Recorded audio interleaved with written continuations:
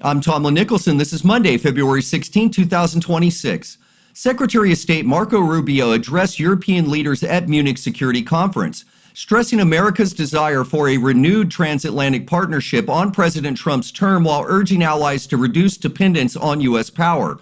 He emphasized that Washington is seeking partnerships, not vessels, amid ongoing discussions about global security challenges.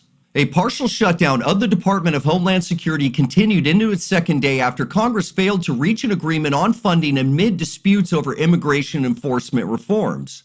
The impasse affects agencies like TSA, the Coast Guard, and FEMA, with workers in some roles continuing without pay while essential operations persist. Border Czar Tom Homan announced the drawdown of ICE operations in Minnesota after locating over 3,300 missing migrant children during the recent immigration crackdown. Officials state these children, many unaccompanied minors with prior releases, were found in various situations including potential risk of trafficking or abuse. Border Czar Tom Homan dismissed Democratic calls for ICE reforms as unacceptable, stating the administration would not compromise on law enforcement protections during the DHS funding standoff.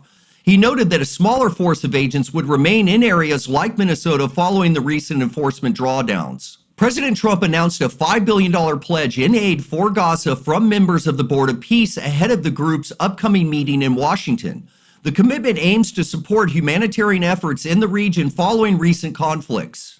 Secretary Rubio defended U.S. operations in Venezuela, including the capture of former President Nicolas Maduro during a press availability in Slovakia with Prime Minister Robert Fico.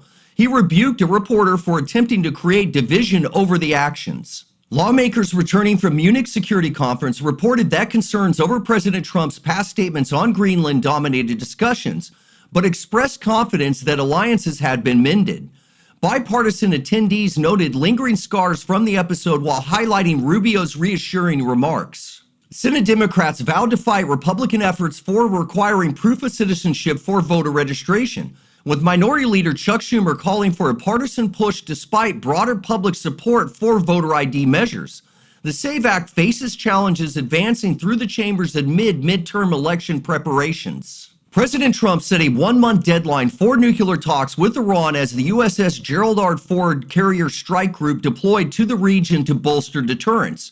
The move aligns with warnings that Tehran must negotiate or face consequences. Virginia's Democrat-controlled Senate advanced new congressional maps that could reduce GOP representation in the state's delegation, prompting claims from Republicans that Democrats' redistricting efforts are backfiring on Trump's broader push. The challenge aims to reshape House seats ahead of the 2026 midterms. Attorney General Pam Bondi confirmed the full release of Epstein files, enlisting over 300 high-profile names with no records withheld. The disclosure has sparked renewed scrutiny over past associations across political lines. U.S. forces boarded a sanctioned oil tanker in the Indo-Pacific after it allegedly attempted to evade a Trump administration quarantine order. The Department of War reported the interdiction occurred without incident as part of ongoing enforcement efforts.